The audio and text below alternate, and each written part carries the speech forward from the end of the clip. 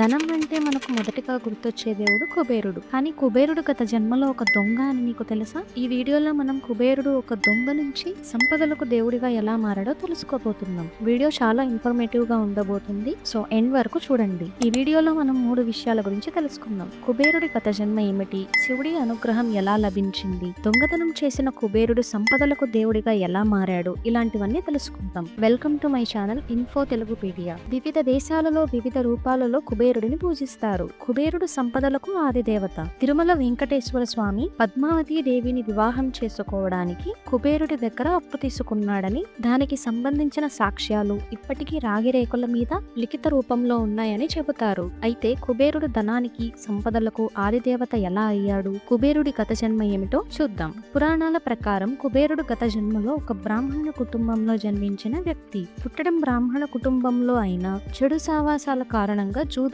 ఆడేవాడు. జూదం ఆడటంలో భాగంగా తమ తల్లిదండ్రులు తమ తాతలు సంపాదించిన ధనాన్ని మొత్తం జూదంలో పోగొట్టాడు. కుబేరుడు ఇంత చేస్తున్నా సరే అతని తల్లి మాత్రం కొడుకు చేస్తున్న పనులను సమర్థిస్తూ కప్పిపుచ్చుకుంటూ ఉండేది. కుబేరుడు చేసే పనులు ఆయన తండ్రికి తెలియనివ్వకుండా ఆమె జాగ్రత్త పడింది. కానీ ఒకరోజు కుబేరుడు తండ్రికి నిజం తెలిసింది. తండ్రికి నిజం తెలియడంతో కుబేరుడు భయపడ్డాడు. ఇంటి నుండి పారిపోయి ఒక శివాలయంలో దాక్కున్నాడు. శివాలయంకు వచ్చిన భక్తులు ఆలయంలో పూజలు జరిపి ప్రసాదం అందరికీ పంచిపెట్టి ఆ తరువాత అందరూ వారి ఇళ్లకు వెళ్లారు. పూజారి మాత్రం గుడిలోనే పడుకున్నాడు. గుడిలో ప్రసాదం ఉంటే తినాలని గుడి లోపలికి వెళ్లాడు. అక్కడ వెలుగుతున్న దీపం వెలుగులో ప్రసాదం కోసం బ్రతకడం మొదలు పెట్టాడు. గాలికి దీపం ఆరిపోతూ ఉండగా కుబేరుడు దానిని చూసి ఆ దీపాన్ని ఆరిపోకుండా కాపాడాడు. దీపం ఆరిపోతూనే ఉన్నప్పటికీ కుబేరుడు మళ్లీ దాన్ని వెలిగిస్తూనే ఉన్నాడు. ఇదంతా జరుగుతున్నప్పుడే గుడిలో పూజారికి మెలకువ వచ్చింది. కుబేరుడు దొంగ అని పూజారి అనుకున్నాడు. కుబేరుడు పూజారి నుండి తప్పించుకునే ప్రయత్నంలో ప్రాణాలు కోల్పోయాడు.